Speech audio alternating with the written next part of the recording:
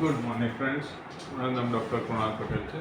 આજે આપણે વાત કરીશું કે એસેપ્ટિક લૂઝનિંગ એટલે કે ની રિપ્લેસમેન્ટમાં સાંધો લૂઝ થાય અને દુખાવો થાય એના મુખ્ય કારણો શું હોય છે.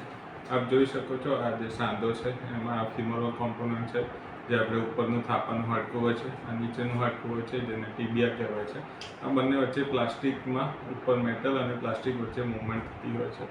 એસેપ્ટિક લૂઝનિંગ એટલે ઘણી વખત પ્લાસ્ટિકની ક્વોલિટી સારી ના હોય તો એમાં લાંબા ગાળે એમાંથી નાના નાના કણો છૂટા પડે છે અને એ કણો આપ જોઈ શકો છો કે હાડકાં અને સિમેન્ટની વચ્ચેના ભાગમાં એકદમ માઇક્રો લેવલે એની એન્ટ્રી થાય છે અને ધીરે ધીરે એમાંથી એ હાડકું અને સિમેન્ટ વચ્ચેનો જે ઇન્ટરફેસ છે એને લૂઝ કરી દે છે. એના લીધે આખો જે જોઈન્ટની પકડ હોય છે સિમેન્ટની એ લૂઝ થઈ જાય છે અને પેશન્ટને દુખાવો થાય છે. આનું બીજું એક કારણ હોય છે ઓસ્ટિયોપોરોસિસ, જે હાડકાં નબળા હોવાના લીધે થાય છે.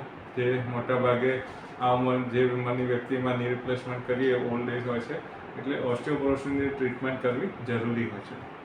બીજું આનું મુખ્ય કારણ હોય છે મિકેનિકલ ફેલિયર, એટલે કે આ કોમ્પોનન્ટ જે ટેકનિકલ ભાષામાં સર્જન માટે કામનું હોય છે એનું રોટેશન અથવા તો એનું જે અલાઇનમેન્ટ કહેવાય, સીધી જે પગની એક્સિસ હોય એ પ્રોપર ના હોય તો લાંબા ગાળે એક પોઈન્ટ ઉપર વધારે પડતો લોડ આવે છે, એના લીધે એ ફેલિયરમાં જાય છે.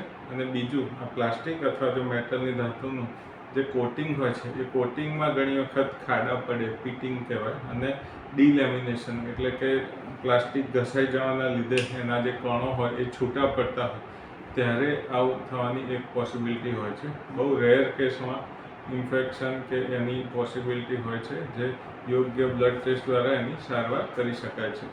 તો આપને પણ કોઈ પણ ની રિપ્લેસમેન્ટ કર્યા પછી પણ થોડો દુખાવો રહેતો હોય તો star orthopaedic hospital, science city, Ahmedabad, doctor Krunal પટેલનો સંપર્ક કરી શકો. Thank you.